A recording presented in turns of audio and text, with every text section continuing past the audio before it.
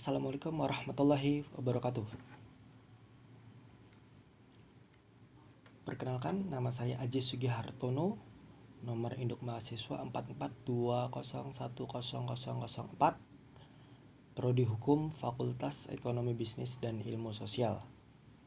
Kali ini saya akan memaparkan tugas kedua Hukum Administrasi Negara, mata kuliah pengantar Hukum Indonesia.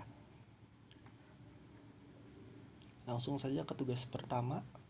Ke soal pertama, apa yang dimaksud dengan hukum administrasi negara?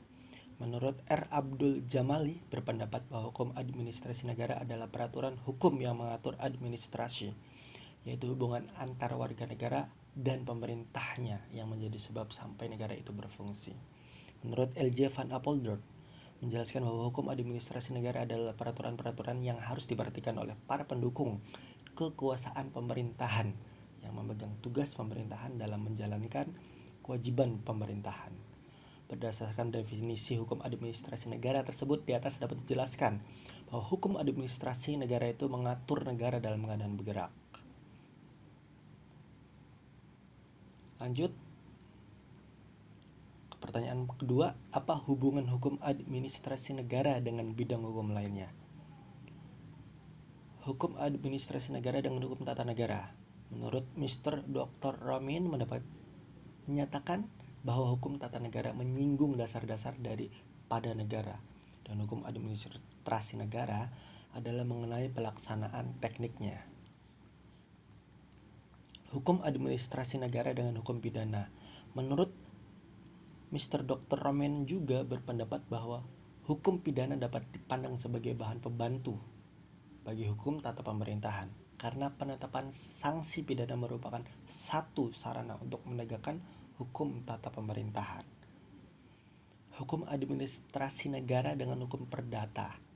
Menurut Paul Sultan, sebagaimana dikutip oleh Victor Sitomarang, bahwa hukum administrasi negara itu merupakan hukum khusus, hukum tentang organisasi negara, dan hukum perdata sebagai hukum umum. Pertanyaan ketiga, apa asas-asas yang ada di dalam hukum administrasi negara? Asas ketertiban hukum dan kepastian hukum, ada asas perencanaan, ada asas kesejahteraan antara hukum tata negara dan hukum administrasi negara, ada asas keseimbangan hukum tata usaha negara, asas pengendalian, asas legalitas bendaharaan, asas pertanggungjawaban, asas pertimbangan anggaran, asas tanggung jawab pejabat, asas hierarki tanggung jawab, kemudian asas kedaulatan dalam pembangunan, asas keadilan dalam tata usaha negara, dan asas penjamin hak dan kewajiban warga negara aparatur negara. Pertanyaan keempat, cara memperoleh wewenang pemerintahan oleh pejabat administrasi negara dapat dilakukan melalui ada 3 cara. Yang pertama, atribusi, delegasi, dan mandat.